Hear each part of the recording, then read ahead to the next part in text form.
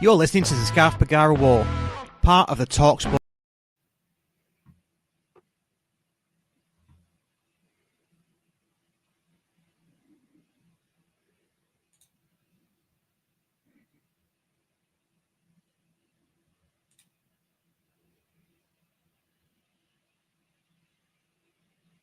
Somebody in the way, battling, having got in way of the attempted clearance. Jim Gannon. Oh, great flick on by Alan Armstrong. Oh, what a beauty! Oh, what a beauty! It's against Bradley, but here's Warburton! Yes! Oh! And then trying to manufacture the shot, gets it away, yeah! Not got it clear. Please, sir! It's a cracker!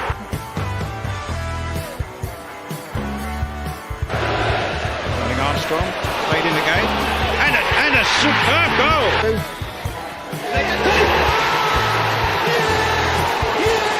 Tony Diddy. Stockport County are the champions of League Two.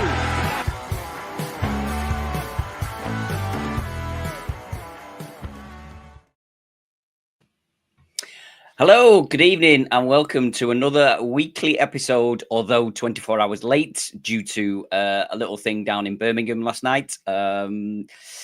It is me, Waggy. As you can see, we do not have the Dark Overlord in charge tonight. He's got family matters to deal with. So, unfortunately, you're left with me pressing the buttons, and I am, of course, joined by TSBW employee. Because I can't say friend of the show anymore, can I? I swear you just say whatever you want to wind me up, just keep reeling that wheel. Hello and welcome to Andy. How are you, mate? Hello. Very well, thank you. Very well. Today is an exciting day for me. A little bit delicate this morning when I woke up at 6:30 to go to work, but 5 hours later, I am on annual leave now until the 4th of March. You bastard. So that's yeah. all I can say. No, I wasn't too bad. I stayed in Stockport last night. I was up early back home, and I've basically been digging out and laying MOT or hardcore down all day, so I am absolutely mullered. So anyway, so tonight we have a fan guest, as always, making his debut this evening. So we will go through the normal questions with him, if I can remember what they actually are. I need to maybe. Again, I'm in charge, so it's all works swimmingly, doesn't it? No, as you can tell why we're a few minutes late, because you didn't know what buttons to press properly at the right time. It's only 3 minutes past, and we've already been going for at least 90 seconds, so I think that's still all right. So we've got a fan guest. We'll get him out, have a chat. We'll have a little bit of a chat about Brackley. I think there's only really Andy that's in the know with Brackley, because I was away with work, so I didn't really watch or listen to it. I listened to bits of it. Our fan guest apparently didn't go as well. What we'll also do is we will obviously talk about the defeat at Birmingham last night. Hopefully around 8:30, we have an Exeter fan coming on to preview this weekend's game. We'll go through that with him. We'll just have a general chat, and then obviously we will probably finish off with getting the reses. So with that, shall we get our fan guest out? Let's do it. If I can find, what intro do we want? Oh. Quickly back in play from Bowen at the corner, and Stockport. No. I'm too tired for this. I should be driving. I should be. Sorry. Hello, Dan. How are we? Welcome to the podcast. Thank you. How is everyone? Oh, I think everyone's a bit tired after last night, but I think we're all right. We'll get there. He's not. He's had about 15 hours sleep. Booked off today, didn't I? I used my head. Clever. All right. Well, I'm booked off now. Till March. Yeah. Excellent. So, I'm trying to think what do we want to do? Brackley, Waggy. Brackley. Let's talk about Brackley. So we went through, and in fact, we can speak about the third round draw as well, because I think that's pretty good. So you actually went, didn't you, Andy? I know that the Courtyard Club Call has covered it quite comprehensively. I didn't see or listen to it properly. Dan, you didn't see or listen to it. You've only watched the highlights. I was working. Right. So from your point of view, Andy, how did you think the Brackley game was? Did we look commanding? I think I've watched Challoner's interview, and again, I think it's sort of the story of the season so far is that our second string or second 11, second team, whatever you want to call it, is not really pulling up any poles or anything, are they? They're not really pulling up the trees. They're just not taking their opportunities. Is that the way that you saw it? Yeah, pretty much. No one's knocking on the door from what I saw. It was a funny game, really, because I thought first half should have just put the game to bed, really. And then second half, just if we had gone in going into extra time in that game, I think no County fan could grumble at that. Brackley didn't really create much, but they had their tails up after we scored the own goal. And I saw it coming. I really thought, but then we just carved them open. And what a brilliant teamwork goal! You know, I think the pass was from Camps, and then I'm really sorry. I'm so delicate. It's not a good day for the pod, is it today? No, it's not. So and then the cross, the cross from left hand side straight for Tanto is brilliant. So yeah, glad we're through. I know the Courtyard Club Core guys, they covered it in more detail. Well, from your point of view, because I know you're of the goalkeepers union, is it Adai's fault or is it Connolly's fault? I've changed my tune. No one's asked me since. Okay. But when I first saw it live, yes, it was a fast back pass. But for me, what's Adai doing so far off his line? I have, however, since changed my mind. And the fact that Connolly doesn't look up, he's just played the ball so far. I've seen it now on the highlights. And I still believe that Adai, why was he so far off his line? But if we're moving forward, you know what I mean? We're pushing forward to look to start attacking. So generally, keepers do sort of come up to their 18-yard line and stuff like that. But you have to, but you still have to watch the ball. You still have to watch the play. Yeah. And and from what I saw, he had 2 opportunities to try and slide or clear the ball. Especially the very last minute, he could have tried. He could have dived for that. Do you think he got caught in 2 minds of what to do to try and keep the ball out? I think he made that split just a second that he thought he would catch it, but he could have kicked it, slid. The guy's like 7 foot tall. You know, he could have tried to kick it from the halfway line. You know, no, but I just think he just got caught in 2 minds, like you said. If he tried to keep it out, he might have still scored it himself, but at least it would have tried. But I think it was more Connolly than Adai. Okay. And I don't think, as the keeper is the last defence, I don't think that the blame can go more on Adai after having seen it. And let's not forget, Ben's done it. You know, Ben's done it himself. So, yeah. Tricky one. From your side of things, Dan, obviously only watching the highlights, would you blame Adai or? I wouldn't fully blame Adai. I feel like you were saying, the team's looking to go on an attack. Your keeper's not going to be stood on his line or stood in his 6-yard box. Like I said, he's going to be pushing out. But so I would put the blame on Connolly, but it was just a bit of silly mistake to make. Do you know what I mean? It's something that we shouldn't be making at this level that we're playing at and the level that we're looking to be going to. Them mistakes shouldn't be happening. But like Andy said, I wouldn't put the blame on Adai fully. Okay. Yeah. I didn't. Yeah, I thought it was a blind back pass played with far too much pace. And realistically, you shouldn't be putting it between the posts. If it's a back pass, it should go either side of the post. It should be going out for the far side of the corner or on the near side, around the 6-yard box or something. That's where he should be aiming. For me, but again, he's played it blindly. So I think it is what it is. It's unlucky.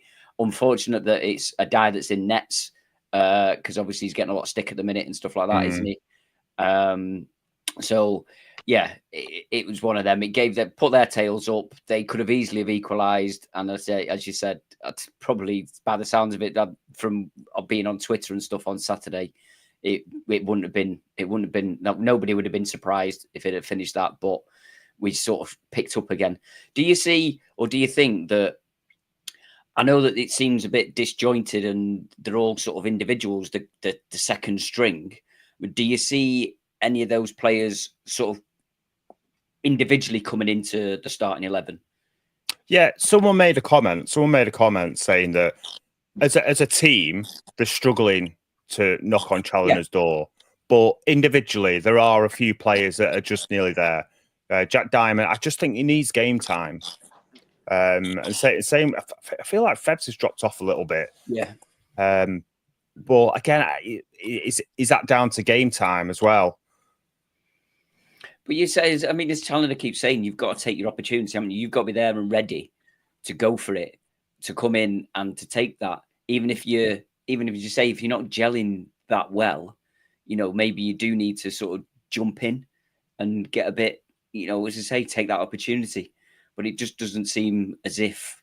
So who would you say out of the starting 11 would be pushing for to be playing in that first team? Playing in the first 11. Diamond, Tanto, Febs, and what's the winger called? They crossed the ball for Tanto. Oh, Ademayor. Yeah. And I know these guys are on the fringes in the squad anyway, aren't they? On most match days. But so I think would you play Ademayor over Rydell or over Torre? I'd play him over Rydell because I still think that Rydell still needs to manage his minutes. Yeah. He's been out for a long time, hasn't he? So yeah, I don't think he's there yet. There's a couple of times where you just you could have got that. You should, or I don't know. It's a tricky one because the top players for us, but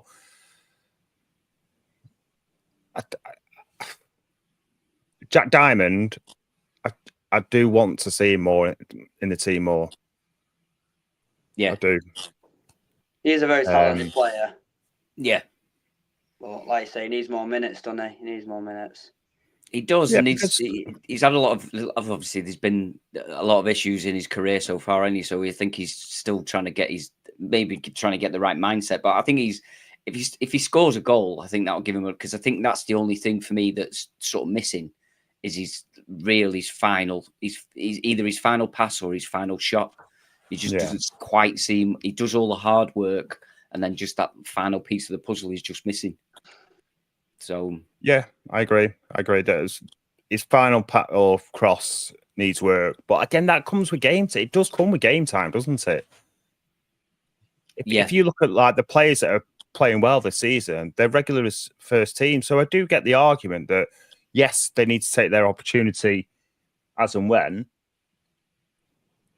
but it's hard because if you're not playing regularly, then how can you take that opportunity if you're just having a bit part moments? They need a bit of luck. Do you know if they do get a shot at starting 11 or whatnot, or if they come on off the bench, they need that. Do you know, like a rub of the green, a bit of luck, to score a goal. Do something spectacular so they can build a run in and like maybe assert themselves as a dominant starter. And then, like you say, because they are good football players, and like you say, just once they can get the minutes, they might become first team regulars. Yeah. I think it's difficult to try and drop. It's difficult for who gets replaced in that starting 11 at the minute. I think, isn't it? I think obviously we'll shortly talk about the Birmingham game, but I think it's very difficult. When we played Bolton, played Wrexham, that first 11 looked really, really good. So I think it's difficult. So anything else to say about Brackley? Obviously, I'm not really got anything else that I can say about it. No, like I said, the Courtyard Club boys covered it. I'm not here for tactical chat, am I? No. You're here for your wit and humour, Andy. I don't think I've been much of that today, to be honest. All right, you're just here to keep up the numbers. Yeah, basically, yeah. Happy to do that. So, Birmingham away.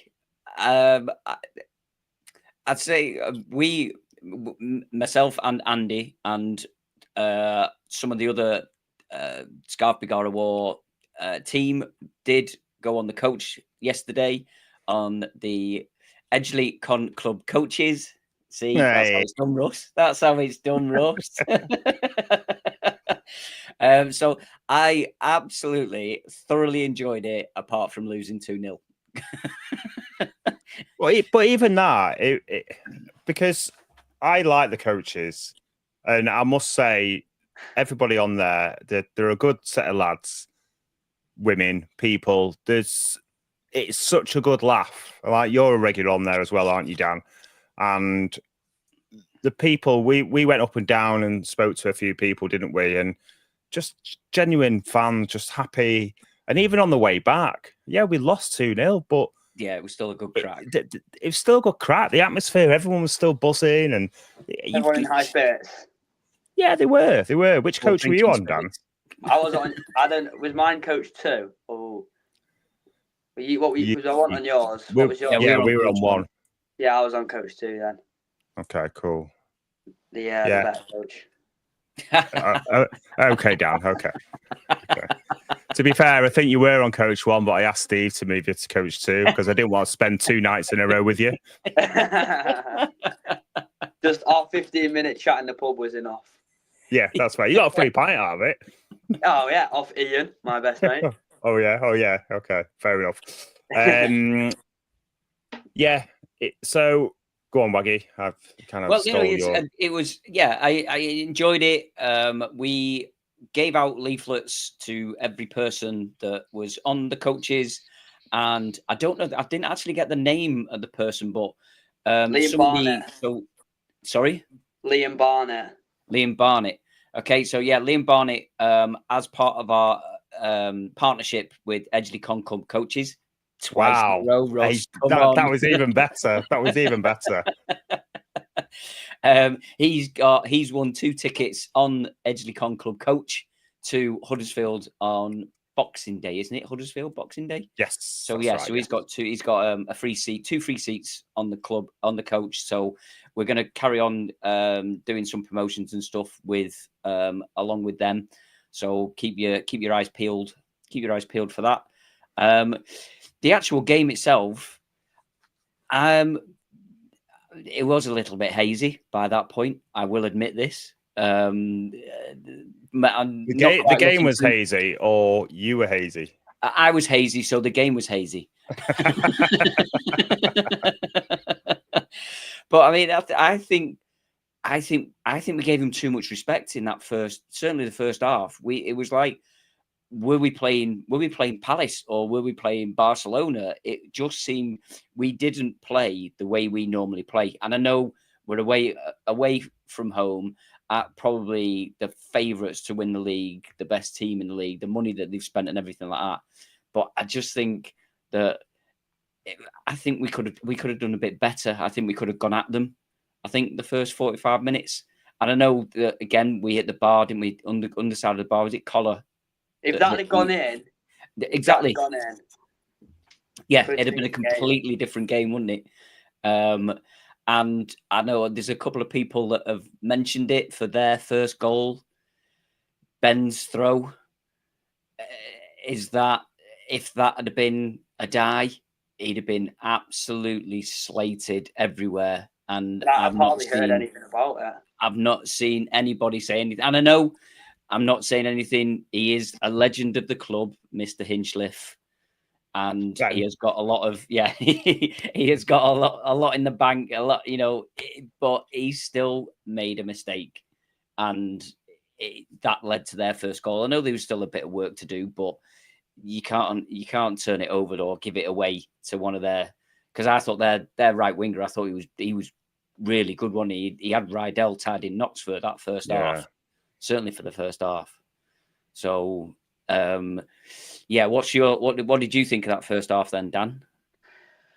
I think, like you say, we did gave them too much. Like you say, it was like we was playing against like Barcelona or someone. We sat back, which I think that's the first time I've seen us do that this season. Yeah. Usually we're very attacking, put the press on, which is what they were doing to us. They also completely took Barry out of the game, like completely took him out of the game. I thought there was like 2 to 3 men on him as soon as he got the ball. You know what I mean, he didn't even get a second to think before there was 3 people closing him down. Which, like I say, he's a very good player, and it didn't help us that he was non-existent in the game, not due to his own fault, just due to people sort of teams like clocking on to how good he is and how much he means to the team. So that was a bit thingy. And like I say about the Will Collar goal, if that had gone in, could have been a completely, you know what I mean? It could have been a completely different half. Momentum could have switched.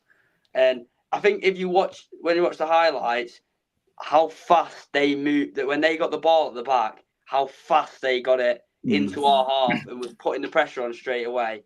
It was just like none of the players had a second to think. It was just like wave after wave. But then I think in the second half, we did improve a little bit and we grew into the game a bit more. But it's a tough place to go, Birmingham, quality football side. And I think if they don't win the league, it's a bit thingy with the money that they've spent if they don't get record points. Yeah, I think so. But I'll be honest, I still think that Wickham were a better side. Yeah, I agree with that. Wickham were a better side than Birmingham were. But at the end, a lot of people have made the comment that teams that really press us high press, quick press, and everything like that, they've done well against us this season. Is that your feeling, Andy, or do you anything else about that first half? That well, if your game was hazy waggy, how do you think my game was? Wow. Yeah, I think we do struggle when teams do high press us. Because we are a high pressing team ourselves, and just what Dan was saying there about their quick attack, counter attacking, it's something that we're used to us doing. So when somebody else does it against you, you're like, wow, it looks fast. It really does look fast. And the Ben thing, yes, he should be called out for it, because if we're going to call a guy out, then we have to call Ben out. It's only fair. You can't be all one, not the other. But he has kept us in so much, Ben, hasn't he? So he made a really good save, didn't he, in the second half? And I'm only saying that because I watched the highlights. Yeah. The Collar goal, I thought it was in. I literally screamed a lung out, but it then wasn't in, obviously. So I was just a bit disappointed. I thought we did show them too much respect. Second half, I've seen a sort of their fans saying, second half, you're really good. We had to be on our best to keep you guys out. Sam Byrne, obviously, is put on there as well, similar comments. So we can't be too disappointed. And I think that's why the general atmosphere on the coaches coming back wasn't like it was coming back from Wembley. Yeah. After Wembley, we're all like, oh. But the general last night, I don't think anyone expected. We all went round saying 2-1, 3-1. But I think generally deep down, if we're all being honest, oh God, I'd have run away with a point. I'd have snapped their hand off the point before the game. Yeah, absolutely. 100%. But I'll still back the lads and say, we're going to win 2-1. But yeah, of course, and I will. I don't have it in me to say we're going to draw or lose. It just doesn't even register. It gets on my nerves when I see county fans on like Facebook. People put on the score predictions, and I see county fans underneath it going like for the Birmingham game. So obviously, like you say, been over the moon with a point, but there was county fans putting on there like, 2-1 Birmingham and stuff like that, and I was like, you got to have a bit of faith, you know what I mean? You got to. Yeah, of course you have. Especially the way we've been playing. Yeah. And we demolished Bolton and Wrexham. You know what I mean? It's not embarrassed them. Yeah, I thought we completely outplayed Wrexham. I thought we were better against Wrexham than we were against Bolton, and we only beat Wrexham 1-0. I think that's the occasion, though, innit? With the Wrexham game as well. It's sort of like, I don't know. Do you know what I mean? The atmosphere's on, like. Oh, don't start. There's no rivalry between us. There's no rivalry. No, I'm not saying that, but well, no, there is. There is. Of course, there is. We know. Of course, there is. I love it though. Anyway, we're going off. So, based on last night, I do just think I can't even speak. I'm done. Well, I mean, I was quite. I forgot what I was going to say. I've watched the Charlie interview, and there's a lot of Birmingham fans that have commented on that, and they were like a lot of high praise, saying that that's the best team that they've had at St Andrews so far this season. Wishing us all the best. Reckon that we're definitely a top 6 side, or top 6, top 8 side. So I mean, I think that's really, really encouraging, because we've said it on the pod a few times, haven't we? You know, it's a young team. It's this team is built for next year. I'm not saying that we can't go up, but if we don't go up, I wouldn't be that disappointed, because I think that we are only going to get better. This team is only going to get better. Yeah. Yeah. What do you think would happen next season? Like, if we did go up? I think we'd struggle. I think we just come back down. I don't know, but again, it depends, doesn't it? Because he must have a plan in place to keep us in the Championship, wouldn't he, Mark Starr? He must have a plan. So there must be like extra funds or something available to be able to allow us to kick on. And maybe if it's 12 months before or 24 months before they were supposed to go up, then it must have some sort of plan to be able to get the money in and bring some big players in. Yeah, spend more money and bring players in. Sorry, Waggy. But yeah, sorry. No, sorry. I think for me, because we've had so many years now of success, finishing higher, always doing better on the previous season. If we went up this season and we went straight into a relegate, I think that for us, that I feel not a failure, but like we've gone backwards a little bit, because So I'd much rather. We're not used to it, and we've all done that. We've all done those relegation battles in the past, and they're not nice at all. I'd much rather. I'll take the promotion if it comes. I don't think anyone will say they won't take it. I'll love the promotion party if we get into the playoffs, and I love all the buzz around the playoffs and the games. But if we lost and we stayed in this league for another season, that for me is what I would prefer, because I think next year we'll be better equipped to handle going up to the Championship, having these players, the second 11, bedded in, more game time. We'll be better equipped to. Plus, there'll be a few players out of contract as well after the next season, which therefore we can do similar to what we did when we came from League 2 to League 1. Yeah, and again, I think you look at the League 2. We lost the playoff final, and everyone was obviously disappointed about it, but we pushed on and were so much better the next season. So I don't see, and I think John Bilsbury makes a good point, which they sort of said about it last year as well, is as per last season, we've got 2 lists of players that we want to bring in. One if we stay in this division, and one if we go up. I think that's totally right. I think that's in place, isn't it? If we're there or thereabout, or if we do go up, then yeah, there is that. And then they will still be looking at players that are possibly out of contract, players that we can possibly move on, and other players that are going to come in. So I think that's, and again, 2-0 against Birmingham is it's not a bad, I mean, it is a bad thing because we lost, but only 2-0 against the favourites and the money that they've spent.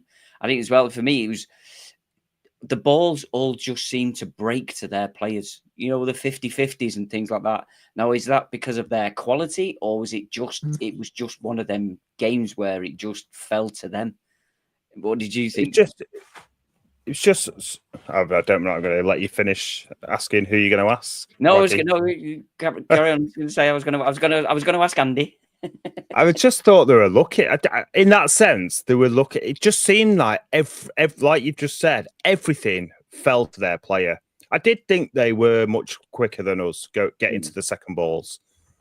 But it just seemed there was a couple of times, and I just turned around to Russ and said, how jammy are these? They are so...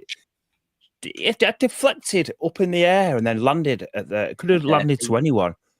I think as well for their second goal as well, wasn't it? There was that mix up in the middle when we were sort of put a couple of tackles in, and it broke to one of their players, and then they put that superb through ball, which undid us. And it's just like, wow, that's you bastards. They are going to win the league. Do you think that Wickham will drop off? Because I think Wickham are still in the driving seat, aren't they? I don't think Birmingham can go above them with the games in hand. Yeah, for me, I'm happy for them to just fight it out. I'm not particularly bothered about going up anyway. Like I said, I'll take it if it's there, but I'd much rather be in the playoff mix, to be honest. So I'm happy for them to just play out between them, and then we just play out the playoffs than automatic. Yeah, but because I don't particularly think we're ready to go up anyway. So I'd much rather the extra fun of the playoffs. Yeah, exactly. We can have the fun in the playoffs. We get the extra games as well. While all the other seasons finish. So yeah, I much prefer the playoffs just because I don't think we're ready to go up anyway. So let Birmingham and Wickham and whoever wants to Wrexham, whoever fight it. But I think Wrexham will drop off at some point. They definitely struggle if they went up. Yeah, I don't think they're going to hold on to. I know it's not a Wrexham podcast; it's a Stockport County podcast. But just saying about that, I think they'll just spend big. They'll just throw money at it, won't they? That's what they've done every season. But they won't, and they won't do what we've done. Is where that we've changed our transfer policy is to be bringing young players in, to build them players up and create assets for the club to make us sustainable. They're just going out and getting, I'm not necessarily journeymen, but they're going out getting established players, aren't they? And they just want to go for it. They're not, I suppose in a way, they're not looking at the big picture. They're not looking at the sustainability and stuff like that. They're just wanting to get glory. They're going like season to season, aren't they? They're not, seems like they haven't got a plan in place or nothing. It's just, they've got like a different starting 11 every single year. Like just different big names coming in and older big names just going season to season. Which I think they'll fall off. I think they will. That's not even just possibly. But we will see. Fuck them. Well, that model will only work to a certain point, won't it? Yeah. Time will tell. Time will tell. So I like the dramatics there, Dan. the way you leaned into the camera and went, time will tell.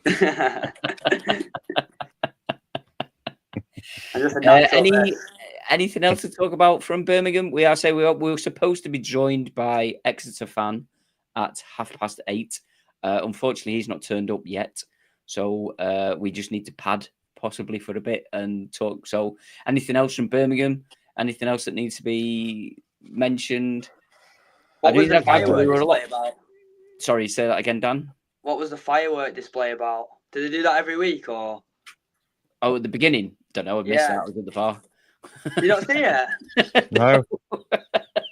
What was it? I'm not surprised Andy didn't see it. He misses everything. He goes down at 30, comes back up at 60. Yeah, I was stood next to Andy, so if Andy didn't see it, I didn't see it. I was wondering, like it was cool and that, but I was wondering, do they do this every week or is it just? I think they do. Every home game must be. If you've done it against us, I mean, it's not as if as much as it's not a glamour tie, is it? Nah, it's still little old Stockport. Yeah, but yeah, I've seen a couple of pictures around it, but that must just be what they do. I think a firework display is better than the lights going off and putting a big blue moon in the corner of the game, corner of the screen. I don't know which team does that, but that's a bit shit. I've not watched a City game for a long time. Is that what they do? Yeah, and they start turning all the lights on and off in the stadium, and they've got one of the screens got a big blue moon. They seem to be doing that everywhere. They did it at Millwall the other week. Did you see that? And no. All the Millwall fans were booing it. Like they did one of them light shows, and all the Millwall fans were against it. But it was like in some clause, with this sponsor that have done all the floodlights at Millwall. It was in a clause that they had to do this show to spread awareness. Oh God, maybe we'll get that this week because apparently they're upgrading the scoreboard again, aren't they? I've seen on Twitter. So maybe because they've got the I think it's all the way around now, isn't it? The new hoardings, the electronic ones. So they're also maybe we'll get it against Exeter on Saturday. The county light show. County light show. A giant blue hat in the corner. Giant blue hat. Or a scarf. Or maybe we could put our own in and get, a picture of Russ, in the corner. We don't want to scare everybody off. We want more people in. I can say that because he's not here. I don't know I'll get a comment off him when he does watch this back. You're getting sacked in the morning. I must say as well, the banter with the Birmingham fans as well, that was brilliant. Yeah. What a ground. Some parts of it, I thought this bit tin pot, but just an amazing. Just going up to the ground as you're walking up, and it is just sick. Pardon? It looks like, just looking at it, when I had the do you know when we got off the coaches and when we was getting that police escort, the thing? Yeah. And what's that stand called? Was it the main stand? Do you know the one that was on our right? The stand? Yeah, the stand that was on our right, but from the outside there, it had Birmingham City and massive spotlights with a badge, and you're just looking at that massive. He was 3 years ago, we was at Solihull Moors in December. Yeah. 3 years ago in 2021, and now we're playing at Birmingham in the league. It was just amazing. It is, yeah, and you can't knock it, can you? At all? Yeah. To think about this 6 years ago would just be unbelievable, and I think that's why I said that's definitely one of the reasons why I definitely wanted to go to Birmingham away, no matter when it was. It had to be done. But I thought it was quite strange that they moved it from Tuesday night to Wednesday night when Villa were at home as well. They played on Sunday. That's why. Yeah, it just maybe I would have thought maybe they'd have put it to Thursday so they don't have the clash. Sure, yeah, I would have thought. But then that affects the Saturday game, doesn't it? Because you can't play. Yeah, it's a difficult one. So they must. It worked all right. I thought there was a lot of police. There was a lot of police, yeah. There was a lot of them. So they obviously the high speed cars were there. Just brilliant. Out in force. I thought as well that our fans were brilliant. It's always harder to generate the atmosphere, isn't it, without the drum? But when they started singing, when the Birmingham fans started singing "Stockport Get Battered Everywhere We Go," and then the county fans joined in and sang it for them. I think the Birmingham fans were just a bit like, what do we do now? What do we do now? I thought that was hilarious. Oh, expecting that. Okay, change the song, lads. Yeah, it was. Yeah, it was. I thought it was good. It was good banter. I thought they were, even though I think they were fairly quiet up until they scored. Yeah. I don't think that they were, but once they scored, obviously that was it. And I think even you could hear the opposite end of the ground as well. They started. They had a few chances and stuff, didn't they? But yeah, it was good banter. And there was that guy in the white tracksuit, wasn't there?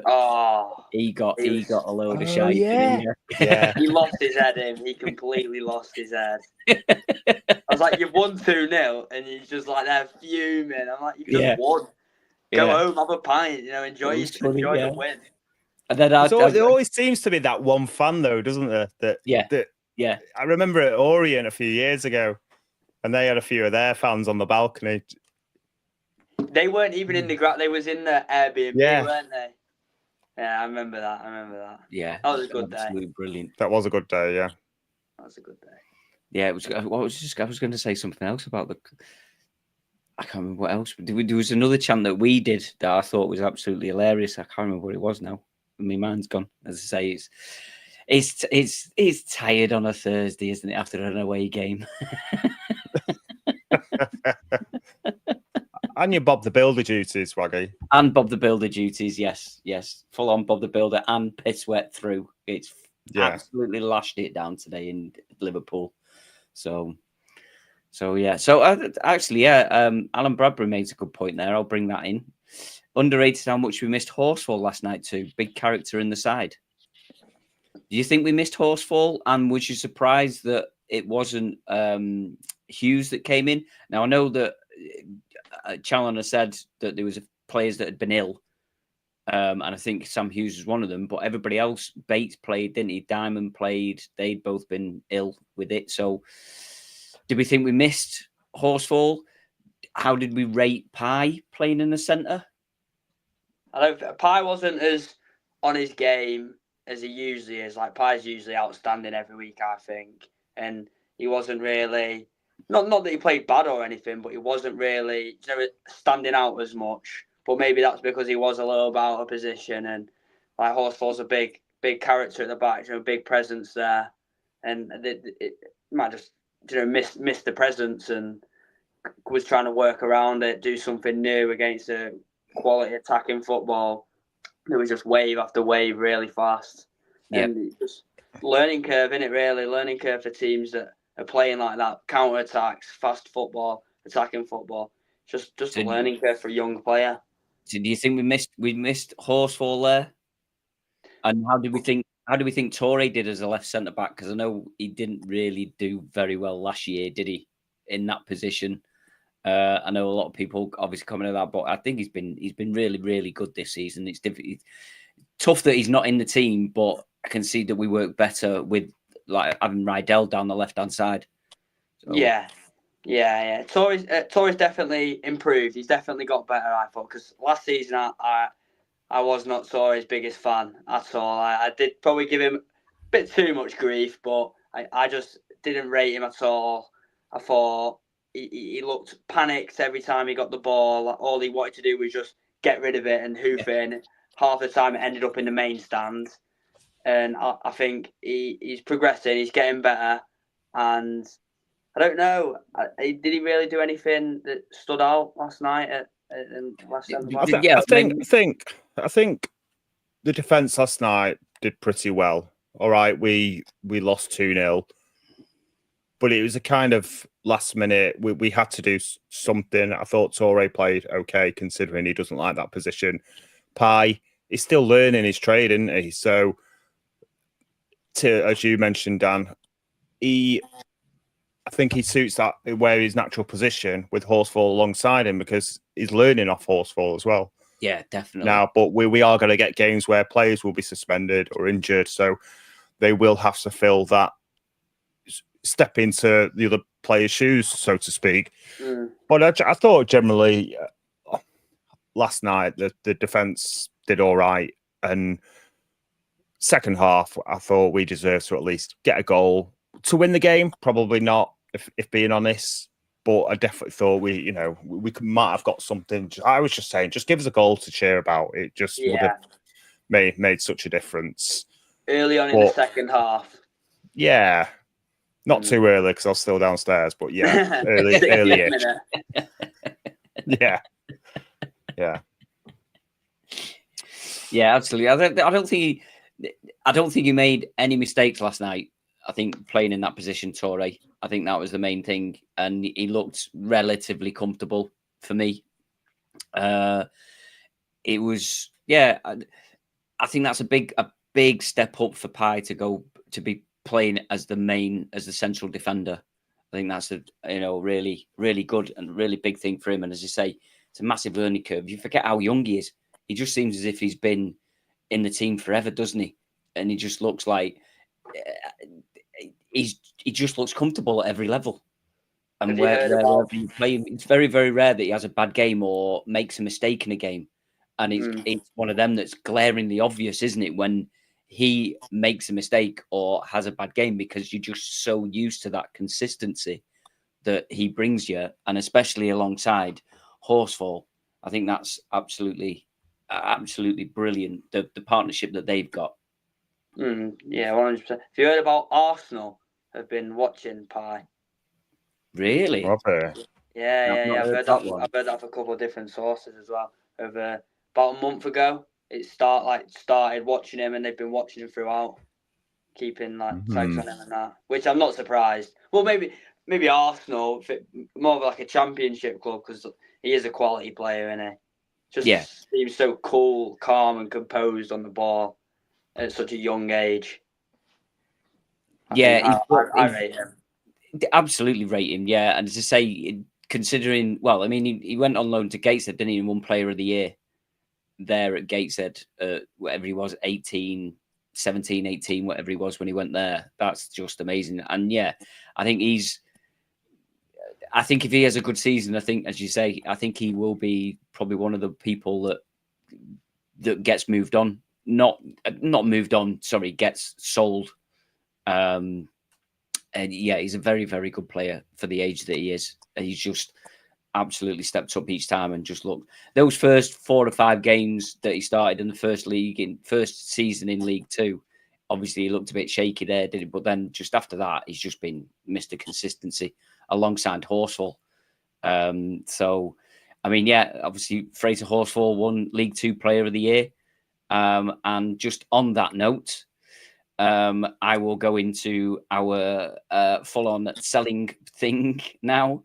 Is that obviously we'd love everybody to join Patreon, get on there. We've just released the Liam Hogan video, part 1 of, well, maybe a 2-part, maybe a 3, 4, 5 part with Liam, because he's just such an engaging character. An hour and 15-minute video talking to him, which is really, really good, really, really interesting. I don't know if you've seen the little trailer that we've put out, 12 minutes long, I think, and we just about get to the point of him coming to join County. So there's a lot of good insight in there. And I don't know if you may be seen on socials at the Northwest Football Awards, when myself and Russ were there representing the Scarf Bigara War. Even though we didn't win the best pod for that, we did see and speak to Fraser Horsfall, and we are doing a special pre-recorded pod with him on Thursday of next week. So anybody that has any questions for them, get in touch on all the socials. We will have that chat with him next week, and we will be releasing that hopefully before Christmas. But again, that will only be to the patrons. It's only £3 per month, which is less than a coffee from any of those posh coffee places. So get your hand in your pocket. We've got loads. We've got Matty Warburton previously. We've got Will Collar. We've got Kenny Boxall. So there's loads and loads for you guys to get at. It's well worth the £3. I still pay it, even though I'm part of the podcast. So that's how good it is. Same here. Same here. Yeah. And we do have a lot of other ones in the pipeline as well, which we're just sort of figuring out dates and times, etc., etc. So yeah, we're always working. We're always working. We are. Some more than others. No, joking. I just turn up here and I have to press buttons.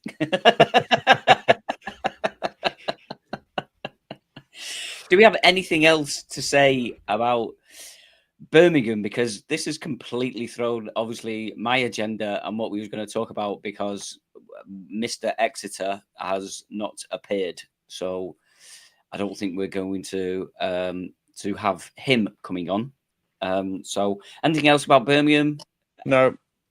On a bit of a serious note, does anyone know what happened? Like, is the guy that collapsed in the concourse all right? Oh, I didn't know. I didn't know. Do you not know? No, I didn't know about that. No. At half time, like there was loads of police, loads of ambulance, loads of stewards. Also, well, obviously I didn't want to go over and look, out of respect in that, but some guy had collapsed. So just where the bar was on the left there, some guy had collapsed during half time, and obviously I've not heard, I've not seen anything on Twitter or Facebook about whether anyone knows. Yeah, I've not seen anything on socials or anything. But I'd say if anybody watching knows anything that's gone on, or as you watch this afterwards, please let us know. See if hopefully everything's all right. Hopefully he's fine. Yeah, we do. Yeah. So so moving on, without having an Exeter fan to go through, what's our expectations for Saturday? Dan, what do you think? Do you think we'll start with the same 11? Do you think he'll tweak it? I wouldn't be surprised if he starts with the same 11. I wouldn't be surprised. Like I say, Birmingham good side. I think we still played all right. So I won't be surprised if he carries on with that, builds something on that. But I don't know. I think it'll be a bit of a tough game. It'll be a tough game to go into, but I reckon we can win. I reckon we'll win. Sorry, just on what we was just saying, Dan. Neil Deacon has just said the guy who collapsed is fine. So that's good to hear. That's good to hear. Yeah, good to hear. Yeah. Absolutely. So thank you, Neil. Yeah. Thanks, Neil. Yeah. So you think? So you think he'll stay with the same 11? Do you think? Yeah. Can you see any tweaks? Can you see where? Do you think we get a bit better or anything? Anybody coming in? Or I think he'll. I'm sorry to butt in there, Dan, but I think he'll maybe put Horsfall back in. You reckon?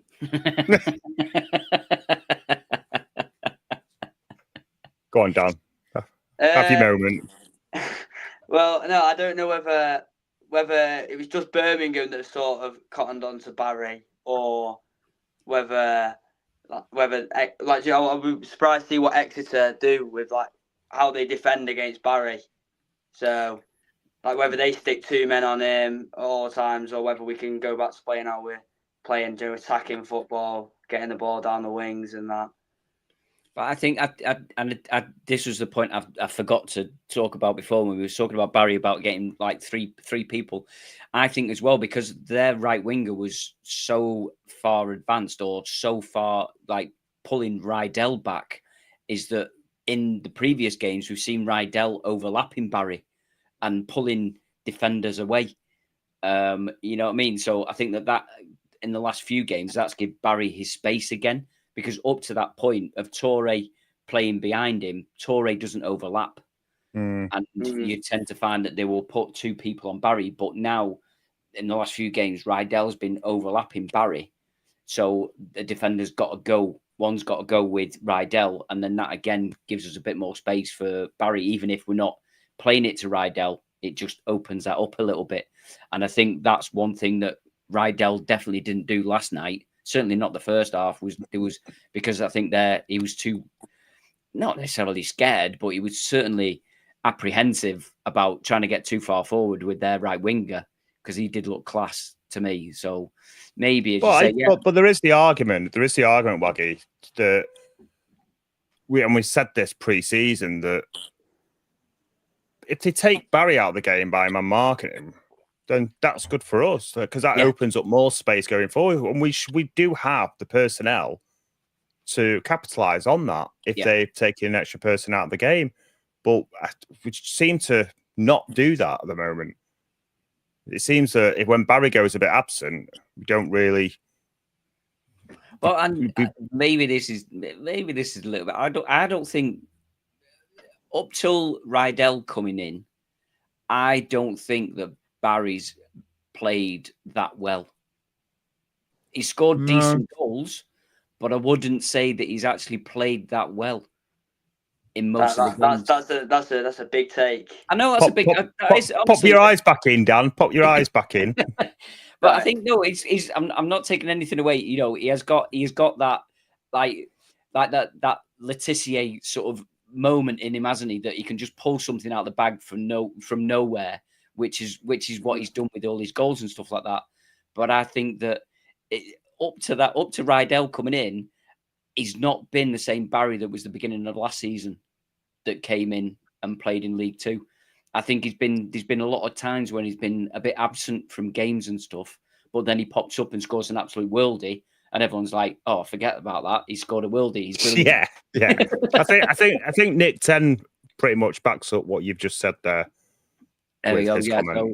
So yeah, Nick 10's put, let's tackle the elephant in the room. For all the hype, Barry's contribution at Birmingham was negligible, far short of a championship regular player.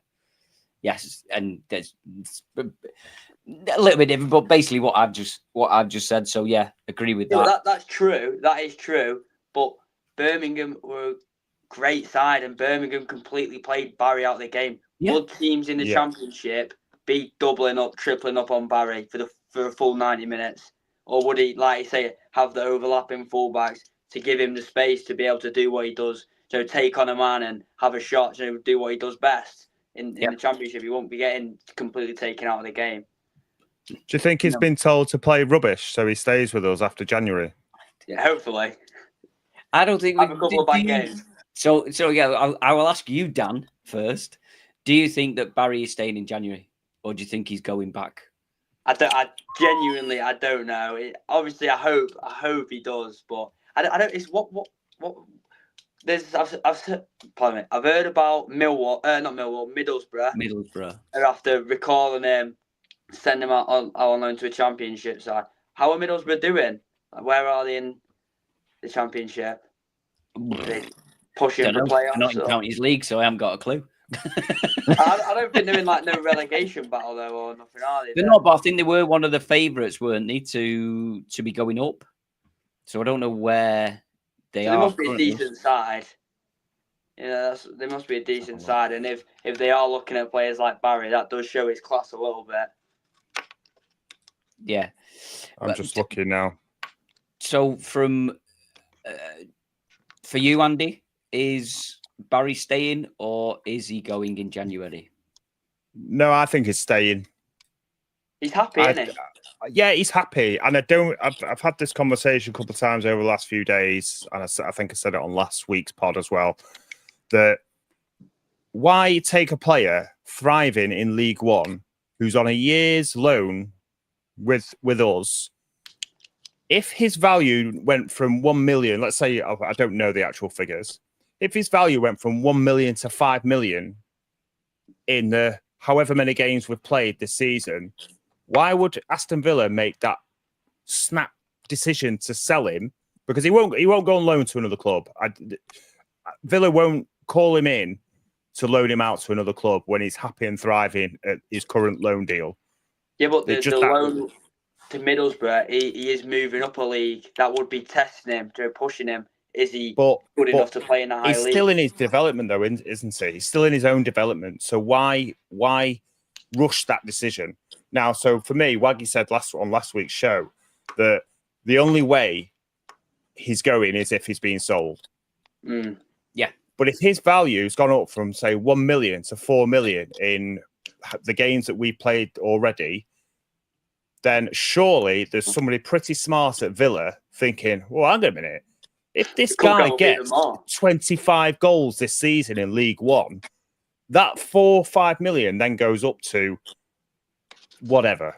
And I'm pretty sure Villa know what they're doing and know that if he's already increased the value in short space of time, then let him have the full season. So I think it's more of a heart sort of reason why I'm saying I think he'll stay, but I do believe he'll stay. I don't see what the advantage to anyone but Middlesbrough would be. Yeah, well, Middlesbrough are currently 5th in the Championship. Okay. So it's a case of if he goes there, is he going to play? I would say, is he going to play 70 minutes every game? Because that's basically he plays for 70 minutes for us, doesn't he? And then goes off pretty much after 70 minutes every game. So is he going to play 70 minutes or is he going to play every game for Middlesbrough? I don't think so. And as you've just said, the points you've made, Andy, is that if he's not playing, then his value might start dropping off again. I think I said last week, the only way that he leaves us in January is if he's going to get sold by Villa. And Chris Crowther does make a good point, and Barry himself mentioned this. I think Barry mentioned it when we at the interview at the beginning of the season. He turned down Championship clubs in the summer to come to us, apparently. Yeah. So and Villa know how we treat their players as well. And also, a little side thing as well that makes me think, is he actually going? He was interviewed at the weekend or a couple of weeks ago, and he said, have you got a target in mind? And he said, yeah, I want 25. If he moves to another club, would you class it, and he does get that 25 target, would you class that as scoring 25 goals that season because it's not with the same club? Would you? I don't know. I think if you're coming out to say that, if you're coming out to say that, he means, well, hopefully with us. 25 goals to the county. Yeah. But, and again, I know some of it might be out of his control, but I believe that he'll stay. Yeah, I think there's a couple of good comments in Nick 10. People need to remember Charlie allows Barry to play with freedom like Gannon did with Danny Lloyd. I think that's pretty much, yeah, he gets the freedom to sort of do what he wants, doesn't he? And another one from Alan Bradbury. He struggled at other places. They'd be silly to risk that again and his value going down again, which is right, because I think we mentioned it last week, didn't we? He was at MK Dons, and when we played him last year, last year, he got booed because they all just thought he was crap, and he didn't really do it at Salford. So we just say it's the right environment for the right player. And I still say the only way that he goes in January is if he's getting sold. If Middlesbrough want to buy him, then he will go to Middlesbrough. I don't see the advantage of him going anywhere else. And also as well, it seems to be that bond and that understanding that we have with Villa now, which, I think we've really looked after Louis Barry. We've developed him. So now they will look, and even going back to Reiki, wasn't it? The young lad that we had, even though he didn't play that many games for us. He got the assist for, sorry to boy, he got the assist for Crankshaw's goal, didn't he, against Bolton? Yeah. So they say that there's that understanding, and hopefully there's that that bond between us is that they see any of their decent young players is that Stockport is a place for them to come and to flourish. So I think we're sort of building that environment as well. Do you know, like you were saying before, with the plans that we've got in place, I think we are, like, with the transfer policies with younger players, and I think that is helping us. Although it's sort of like, because obviously Barry he will eventually leave, whether that's in January, whether that's at the end of the season, and 100% the County fans are going to be gutted with that. You know what I mean? It will be a big loss for County, but getting these players on loan that are like just that extra player to give us that boost to help us get over the line, whether that's to make the playoffs, get promotions, or win the league, like throughout the next couple of seasons. I think that is good. So that bond with Villa that could be getting created will be good going into the future, and that I think. Yeah, absolutely. Because I said, me personally, I've mentioned this before. Is that I personally at the minute don't see Barry playing for Aston Villa. I think Aston Villa the last 2 seasons have just stepped up that little bit, so they're almost they're pretty much a top 6 side, aren't they? They're going to be pushing for the top 6 in the Premier League, and they were top of the Champions. They were top of the Champions League, weren't they? They were after 3 games or something. I know they've dropped off a little bit, but I still see them pushing for them European places every season going forward. And I'm just not quite sure that Barry is the player that's going to be the man to do it. Play for them. So to me, it's a case of they want him to develop so they can sell him for as much money as they possibly can. That's the way I look at it. I agree. Yeah. Money making. Yeah. Have you forgotten what to do, Waggy? I have forgotten what to do. I forgot to say, obviously, without the Exeter fan joining, that's like 20 minutes of I've got to think of stuff. Well, do you want me to help you out? Yes. Okay, should we do, because time is pushing on into it, so should we do Dan's questions? Oh, yeah. Debut questions. Have we? We've not done that yet. Just speak really fast, Dan. Just speak really fast. Are you shooting the questions at me and I'm shooting an answer back? That's you've got it. It's almost like you've watched the podcast before. I've not. I don't know what doing. Well, we know that. We know that. Everybody knows that, Waggy. Russ knows it because I texted him 10 minutes ago. Oh, thanks. You're still trying to get me sacked, aren't you? Yeah. Right, So, fire away. go on then. Yes. So, Dan, I'll try and remember the questions. If I don't, I'm sure Andy will butt in and make notes and send them to Russ if I do make mistakes. So, first question is your first ever game. Well, my first game I can remember was in the 2011-2012 season. I was only 5, maybe 6, and it was the Barrow at home when we won 3-2 with the 2 penalties. Barrow got a bit of a controversial penalty at the Cheadle end, and then County got another penalty in towards the end, like 84th minute, to make it 3-2, and that was my first memory. I mean, you can tell that you're young because you can remember being 5 or 6 years old. I don't remember. I don't remember being fucking 45 or 46 years old, let alone fucking 5 or 6. That's because you're way old, Waggy. Sorry? That's because you're way old. Hey, it's just a number. Fuck 'em. Yeah. So when were you born, Dan? When were you born? December the 8th, 2005. Oh my days. 2005. Again, I can't even remember what I was doing in 2005. So there we go. Anyway, so favorite game. No, there is so many games I could choose. I think I've had to go for 2. Bolton at home in the FA Cup. FA Cup, yeah, of course, yeah. I think that was just a magical night, and Notts County away in last season. Last season, yes. I think after the game, outside the ground, I don't think I'll ever forget that. That was unreal. It was, that was both absolutely brilliant games. I think there's quite a few people that have sort of picked those type of games. They was absolutely superb. Being outside the ground at Notts, that was just something else. I don't remember experiencing that as a County fan. It was just like proper party time, wasn't it? It was like a European ultras. It was, dance, and it was raining. It was just everything was perfect.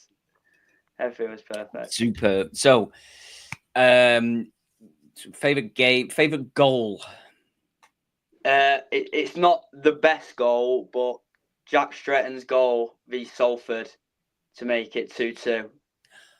Oh, in the playoff final. In the playoffs. I think just because of what that goal pretty much sent us to Wembley, because that gave us the confidence and the momentum for the penalties. And I think it just took...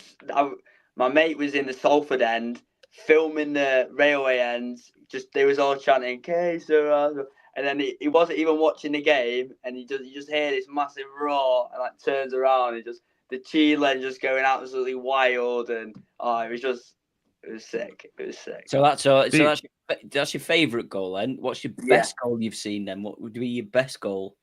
I'm just throwing that one out there because I know you've got notes, and I know this one isn't on your notes. Well, no, this is because I rang my mate before to have a chat with him just to confirm my ideas to make sure that it was all right. And we was talking. We couldn't remember or like think of any absolutely spectacular goal. Or like in the recent years, I was thinking Mohan at Dover. Yes, that's a brilliant goal. Then you turn on the halfway, just in front of the halfway line, and hooped it. Yeah. Other than that, what spectacular goals have like proper, spectacular? Have we even had any overhead kicks in the recent years? I don't think we've had any overhead kicks, but we've had some really good. I think camps against Forest Green last year outside the area. Forest Green away. Yeah, Forest Green away. Yeah. That was a good goal. That. I think we scored some, like say, spectacular goals. I don't think we've not had any overhead kicks, even though what game was it where Wotton tried it twice within the space of about 3 seconds? Was that Brackley? Or Burton, was it? Burton, he tried an overhead kick, didn't he? And then fell on his arse, got up, and then ball bounced, and he tried it again.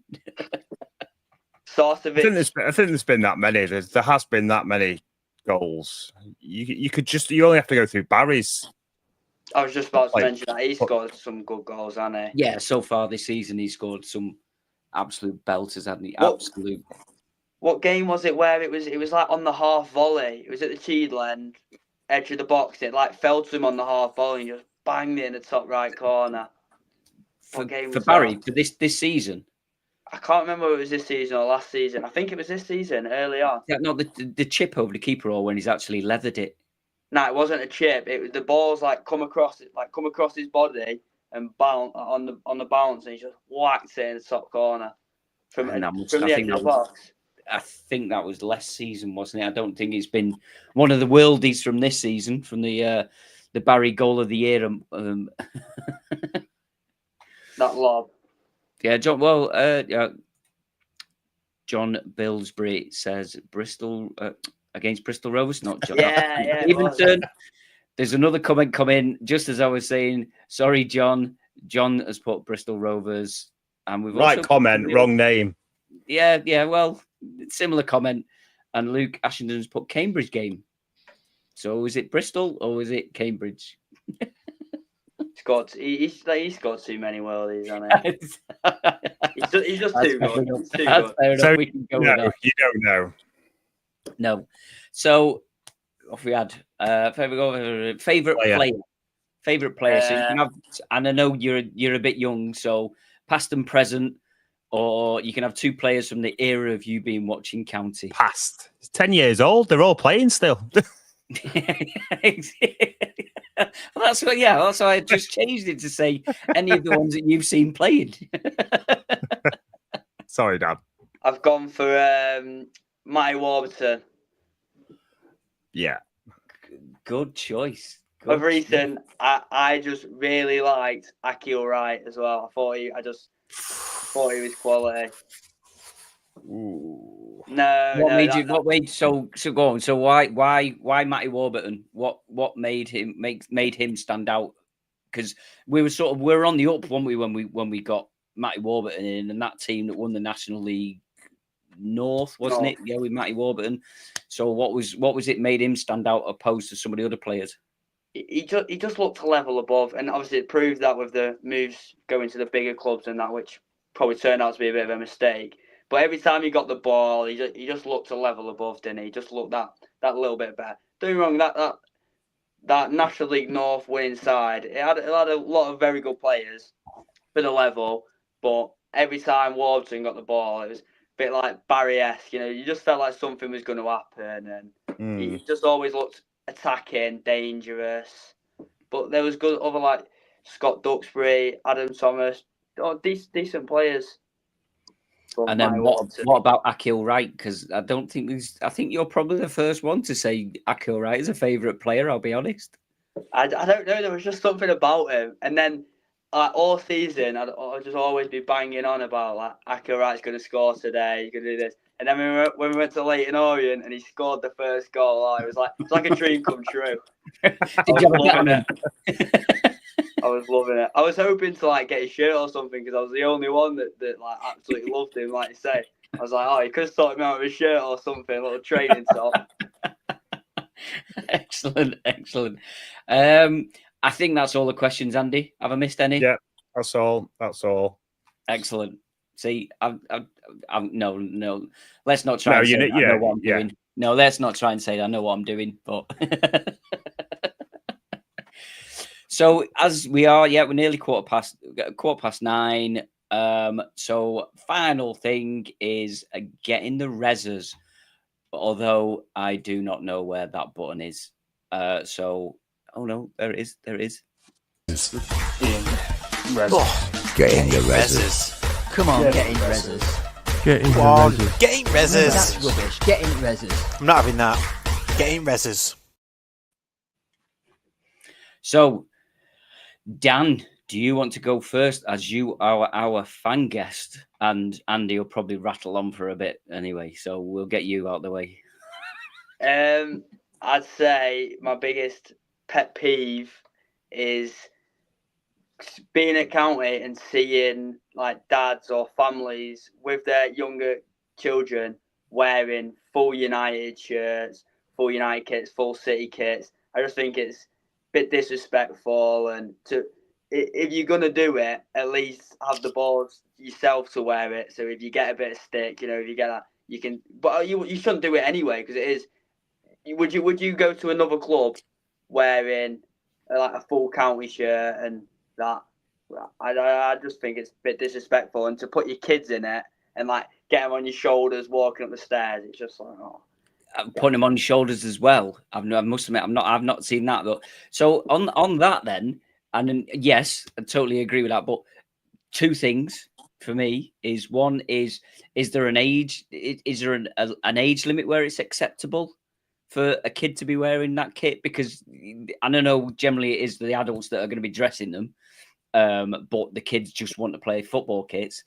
And then the other point is, what about if they wear like an Arsenal kit, Barcelona kit, Real Madrid, Bayern Munich? Is that okay? Is it just because it's the Man United, Man City thing? I think it's obviously if you see someone wearing like a Barca tracksuit top, or like they have the club joggers or whatnot, it is a bit different. But I think it's just like you say, just because it is the City United thing, and it because I'm on about like.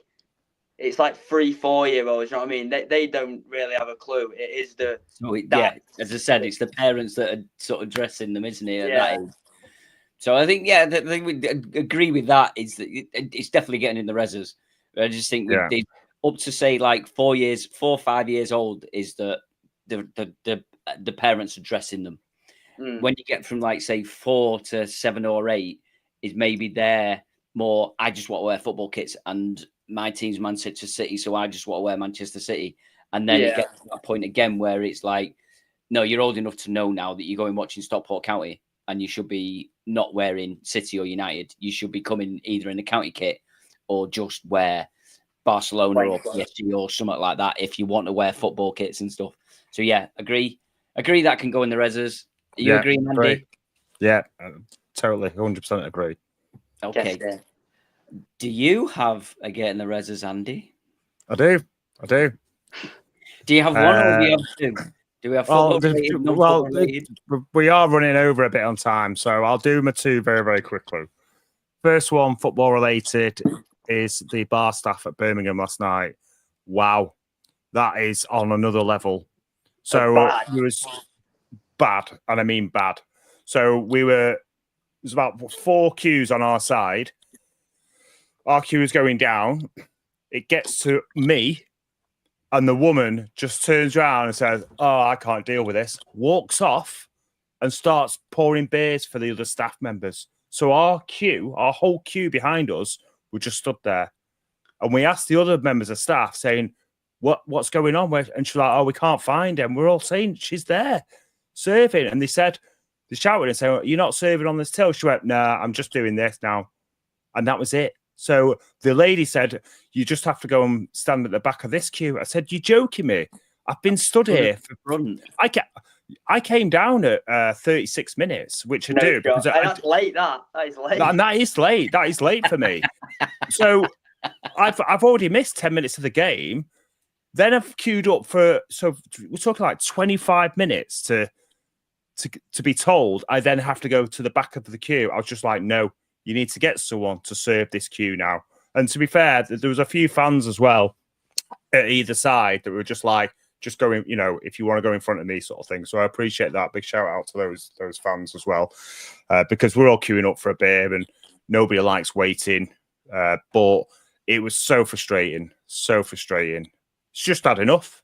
Just to add on to that, was it just me that thought that the beer was a bit off as well? In the ground. I'd already had about 15 by that point, so I was going to say, you could have given him terps and it tasted nice. And second of all, my second non-football related one, I don't know if anyone's seen recently, but the council are trying to implement where they give you a charge for emptying the green bin. Now, if you've got a mansion and you have 17 green bins, you pay the same amount of money as me that lives in a terraced house with 1 green bin. How is that fair? Surely you can't. So someone's having 17 bins empty. Are you complaining about the charge, or are you complaining about the relative charge? It should be per bin. Per bin. Okay. Because if you're having 3 green bins emptied, you're paying the same price as me that's only having 1 bin emptied. How is that fair? I don't mind the charge if it's then relative to the however many bins that you've got. I just don't think it's fair. I'm also, unhappy that I don't live in a mansion. I'd rather that as well. But yeah, but anyway, would you be willing to pay for your 17 bins if you lived in your mansion? Oh yeah, definitely. But yeah, nice, short and sweet today because because we're running out of time. Do you have one, Waggy? Nothing that's decent. And as we are running on, I will just give a couple of John Billsbury. Rezzers, Birmingham fans jumping on county Twitter, giving it large. Yes, I did see quite a bit of that. Like they were the greatest team ever, and we were. But I think it was quite a mixed reaction. I thought you sort of tended to see the people that were sensible that give comments, and then people that were just dickheads that were just going, "Oh yeah, we were shit. You're the fucking worst team ever." And you're just like, "Oh, piss off, you knobheads." And that was absolutely. And yes, this is coming this weekend, isn't it? Get the Rezzers, Storm Dara for people with railway end tickets on Saturday. Yeah, I think you're gonna get wet. Yeah, I've got one more actually. Yeah, I've got one more, and this is from Dan from the podcast. He's at the O2 tonight watching Peter Kay, and is being charged £9.50 a pint. And it winds me up so much that venues like that just rip the arse out of people. Yeah, but do you know you can get an absolute bargain though? Being at these type of places is that you buy a 2-pinter and it's only £16.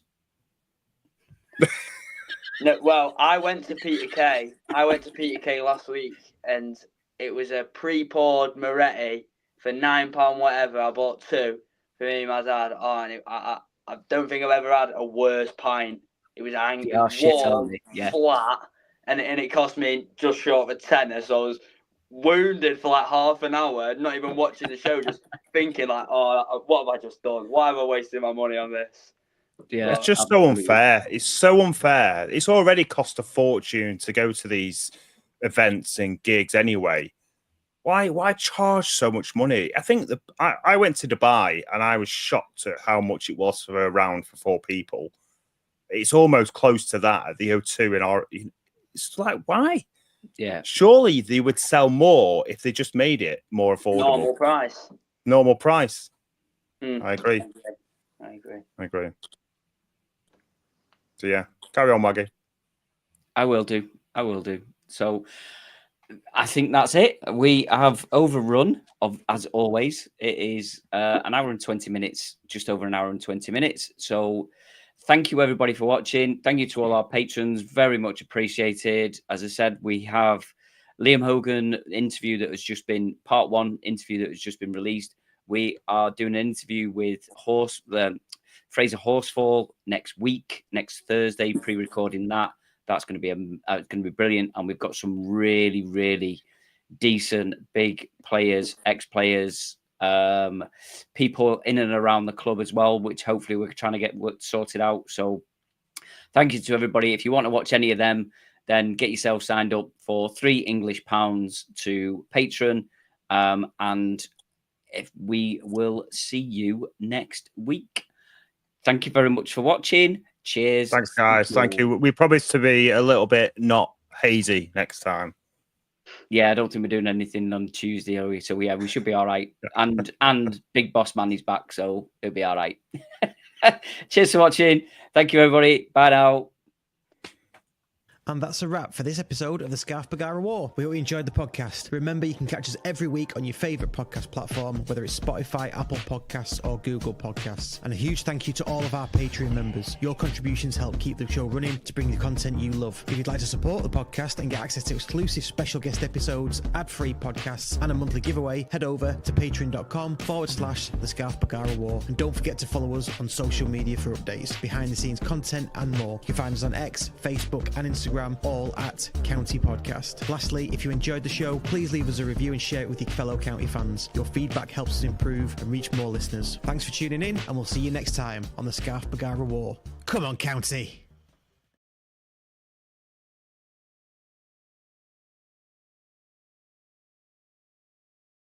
And that's a wrap for this episode of the Scarf Bagara War. We hope you enjoyed the